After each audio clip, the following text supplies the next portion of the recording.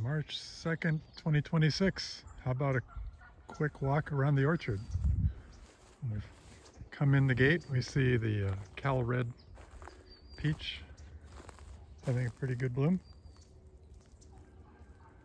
That's the Mesh Mesh Amra plum cot. It's almost done with its bloom.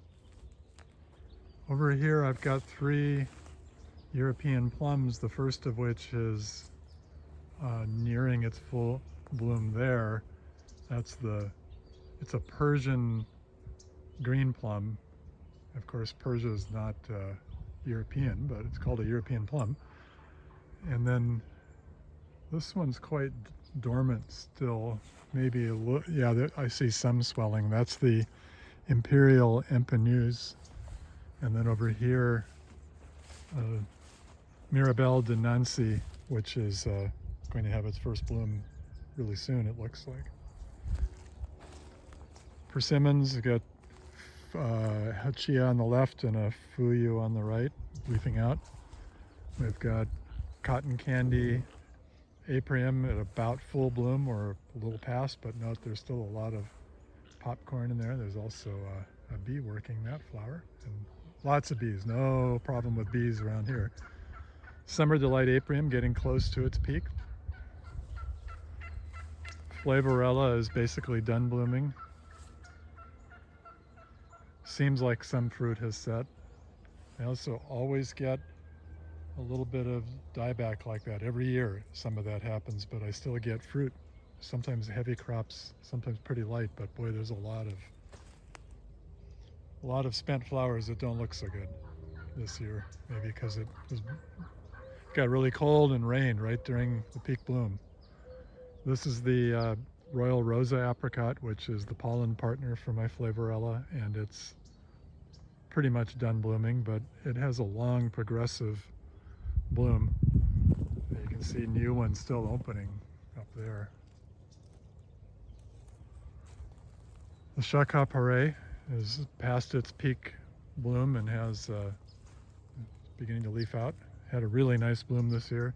This is one of the, I've got 3 grafts of other apricots. Shaka Paré is really a plum cot. It's often sold as an apricot. This is orange red, leafing out but no blooms. Just grafted last year. This graft here, I paint my grafts green, hoping that I'll notice them and not make a mistake with sharp tools. This is a 2-cut, grafted the year before last, and this one with a nice bloom is Afghanistan, also grafted 2 years ago. And I had 1 or 2 pieces of fruit on it last year. It's got a really nice bloom this year, so I'm hopeful. This is the Zard, very high chill, late bloomer, and boy, no kidding, it's late. It's beginning to leaf out. I don't see much sign of flower buds yet. Hunza's just about ready to pop. It's actually got a few blooms on it. Yeah, in fact, more than I realized. But lots of red buds swelling. There's the Moore Park apricot. Sparse bloom, but more is coming.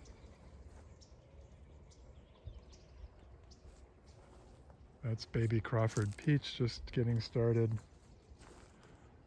That's Monique apricot, one of the best blooms I've ever seen on it.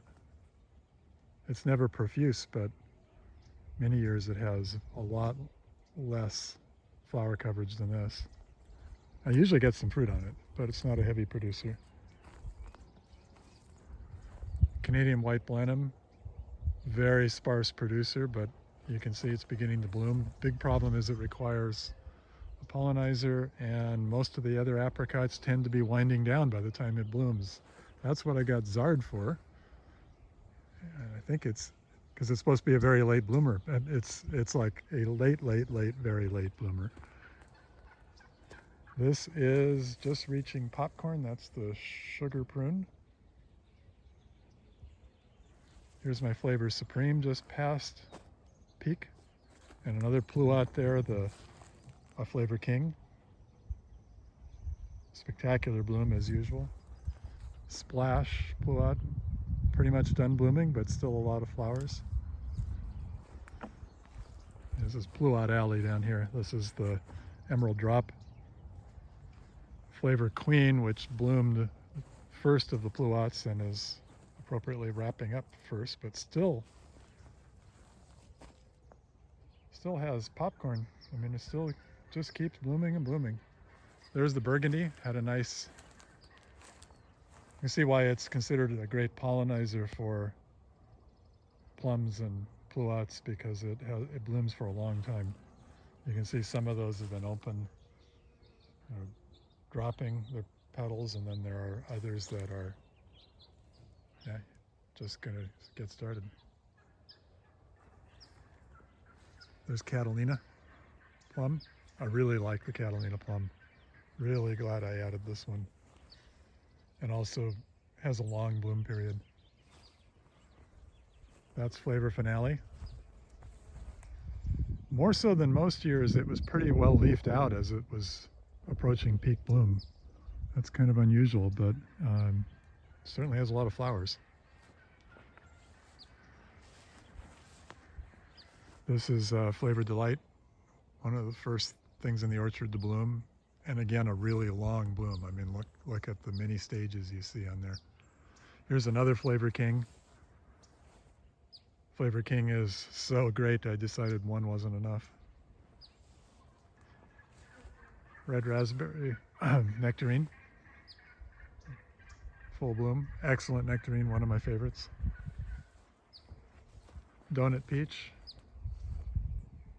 Bloom maybe a little sparse, but decent. Heavenly White, not doing all that well. Has rarely fruited for me. The few fruits I've had have been wonderful, maybe even heavenly, but it's certainly not very productive here for some reason, and like I said, not that healthy. White Knockout Apricot, maybe just a few days past its peak bloom. Really good fruit, had some last year for its first crop. The Alameda Hemskirk Apricot, kind of a sparse bloom. The Emerald Butte Plum, which has done the same thing this year that the Flavor Finale and also the Splash Pluots did, which is to say it was leafing out as it was reaching full bloom. A little unusual for stone fruits, but for some reason this year, that's still a decent bloom. There's the Oktoberfest Peach. Nice full bloom. The Sazi Swirl, one of the early, it's my first blooming peach or nectarine, and it's also the one that gets the worst peach leaf curl of any that I have. Fruit's good, I like it. Early ripening, flat peach. Oh yes, and here, almost walked past it, past its peak bloom, but the Candy Heart Blueberry, just a spectacular bloom, and that's one of my favorite fruits out here. This is the Unknown Blueberry. It was labeled Sugar Twist, but it clearly isn't. It ripens way too late to be Sugar Twist and doesn't match the flavor description. And they can range from not very good eating to really, really interesting, a strong cherry-like flavor, cherry candy-like flavor. So I don't know what they are. It's probably, maybe it was some experimental one that accidentally got grafted and labeled as a Sugar Twist, but I can see why they wouldn't be making it commercially available on purpose, because the quality is really variable, but at its best, its rare best, it's actually a really good piece of fruit.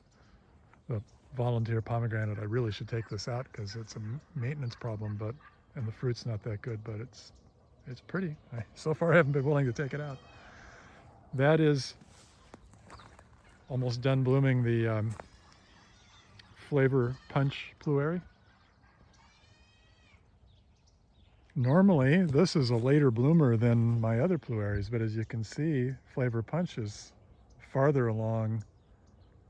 I think it started a bit later, but it's farther along at this stage, closer to being done than the other two. Here's the Flavor Grenade Pluot. Yeah, there's one Pluot over here kind of by itself, not in Pluot Alley, but that doesn't matter because it's got plenty of pollen partners close by. And again, no problem with bees here. They fly all over this orchard and beyond. This is my Bavay's Green Gage. Haven't had fruit on it yet. Hoping this might be the year. It's certainly getting ready to bloom. Santa Rosa always has a great bloom.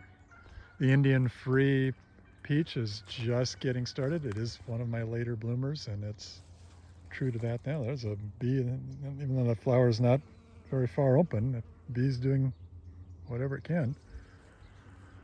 My latest blooming peach or nectarine is this one, the Muir. I kind of got it to be a pollinizer for Indian Free, but it blooms too late. I think it's self-fruitful, so I hope it is anyway. That's the Maria's Gold nectarine. And if you don't have a Maria's Gold nectarine and you can possibly grow it where you are, you should get it. It's just one of the most intense tasting peach or nectarine fruits I've ever had. Almost like a little bit of apricot flavor in it, and just really, really good. Got it from Rain Tree Nursery. It's one of the so-called Samarkand varieties that Andy Mariani brought back from Uzbekistan. That's the Liz's Late.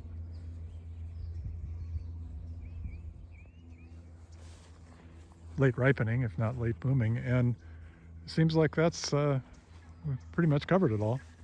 Asian pears are just getting going, not blooming yet, but leafing out. Apples are mostly not ready yet, and so that's it.